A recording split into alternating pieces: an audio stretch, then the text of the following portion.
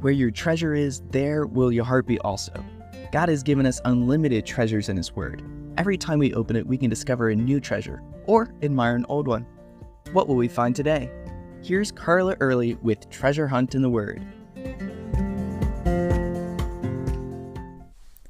If there's something I know I should do, but I don't want to do it, I'm pretty good at procrastinating.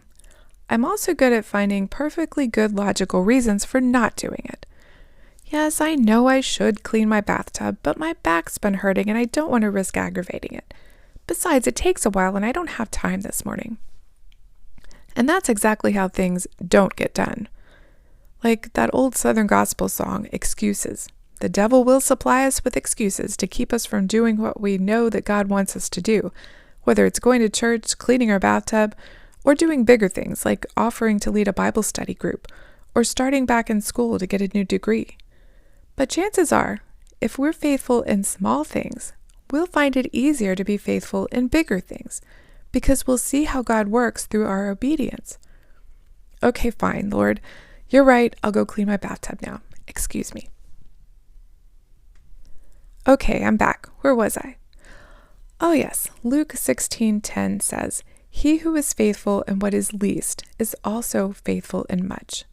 So if God calls us to small things and we obey, right away, all the way, with a good attitude, He can trust us with bigger things.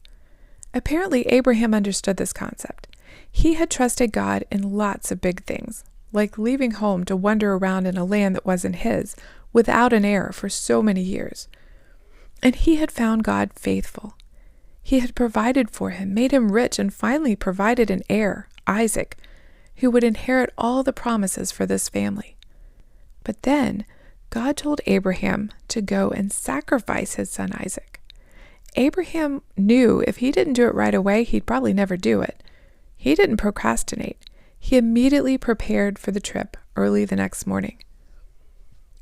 Genesis 22:3 says, "So Abraham rose early in the morning and saddled his donkey and took 2 of his young men with him and Isaac his son, and he split the wood for the burnt offering and arose and went to the place of which God had told him." Notice, Abraham didn't leave the work for this assignment up to his servants. He cut the wood for the offering himself. He made sure he brought wood so he wouldn't get there, find no trees, and say, "Well, it looks like I can't do what you asked, Lord," and then back out. Later in verse 6, we see that he made sure to bring his knife and fire. He prepared himself to actually do what God called him to do, with no excuses. One thing he didn't do was discuss it with anyone, especially not his wife. Sarah would surely have talked him out of it. She might even say, "I told you not to eat onions before bed. It must have just been a bad dream. God is kind and good. He gave us Isaac. He would never ask you to do this." Now, we have that problem sometimes when we talk to family and friends. Anytime I've stepped out in faith to do what God called me to, family and church friends have tried to discourage me with logical thinking. They became another hurdle I had to jump over or go around before I could obey God.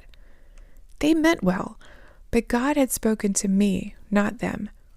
So I don't blame Abraham for not telling Sarah, and I'm sure afterwards she was thankful she hadn't known.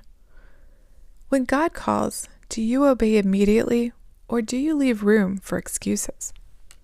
You can contact us at treasurehuntintheword@gmail.com. We'd love to hear the treasures God has given you through His Word. You can listen to other episodes on our website, which you can find in the description below. Thank you for listening, and remember, where your treasure is, there will your heart be also.